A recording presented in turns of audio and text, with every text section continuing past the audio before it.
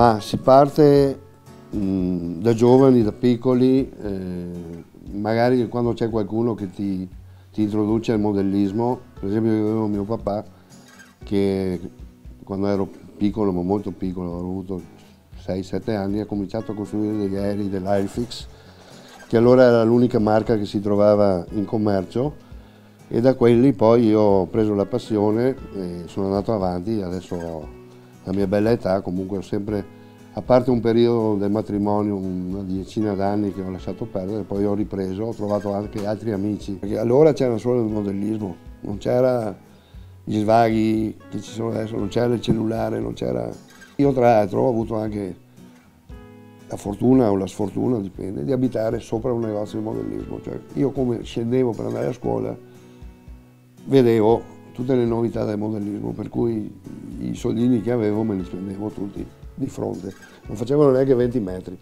Quindi io ho cominciato da piccolo a costruire i primi aeroplani, che allora appunto non c'era tutta la serie, la varietà che c'è adesso ci sono un mucchio di marche con prezzi diversi, sono modellini che dopo non è neanche tanto il costruirli, il farli, e dopo dove metterli, perché un problema è...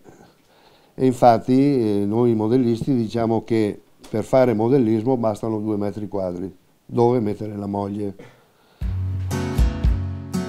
E bisogna avere molta, se tu hai molta pazienza, allora ti riesce, non dico un capolavoro, ma una cosa fatta bene. Io ne ho di belli, di fatti bene, perché non avevo la fretta di finirli, e quindi ci vogliono mesi e mesi per fare anche un modellino molto piccolo. Per esempio questo qua, questo modello ha 60 anni circa, e quindi non si trovano più nemmeno le decalcomanie eccetera. Mi accontento di quello che è venuto, però ci vuole molta pazienza e molta documentazione. Cioè non bastano le istruzioni che trovi dentro legate alle scatole. Se puoi vedere il colore di questa carta ti dà l'idea di quanti anni ha sto modello. Le istruzioni, che sono abbastanza chiare per tutte le marche in commercio, ma devi anche documentarti.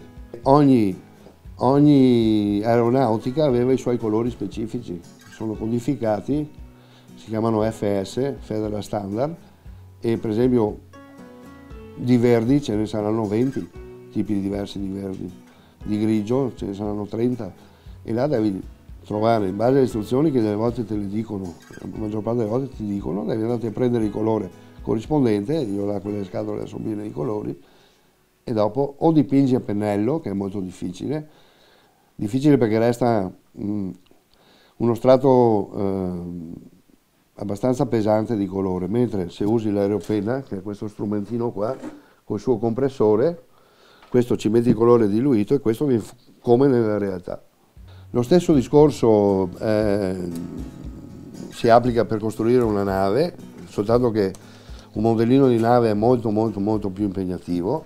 Per esempio questa qua, se dai quadri da qua non si vede, questa qua ci ho messo 6 anni e ha più di 6.000 pezzi, è perfettamente navigante, col suo telecomando, è una corazzata tedesca della seconda guerra mondiale, che tra l'altro ha avuto una storia molto breve perché è stata subito affondata. Diciamo che non sono più piccole, è la scala che è diversa, perché se fai una nave in scala 1,72, questa è 1:200, un 1,72 paragonabile a un modellino in scala 1,72, ti viene lunga 2,5 metri. Quindi questo per le navi. Per i soldatini invece, i soldatini si trovano o già confezionati in scatole da 40-50 pezzi ognuna, in pose diverse, anche questi sono in scala 1,72, c'è tutto un mondo da dipingere volendo.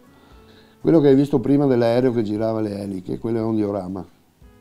Vuol dire ambientare un aereo in un campo, nel ponte di una nave o un carro armato mentre fa manovre, eccetera. Si chiamano diorami, e quelli, oltre a costruire l'aereo o il carro vero e proprio, devi anche costruirti la basetta, gli alberi, e questi sono dipinti tutti a mano ovviamente. Qua non puoi usare l'aeropenna, qua devi usare il pennello, e questo è il risultato, uno dei tanti.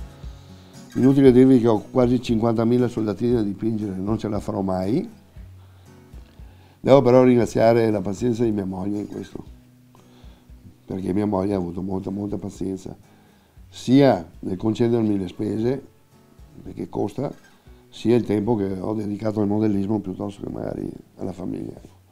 Al di là che non ho mai trascurato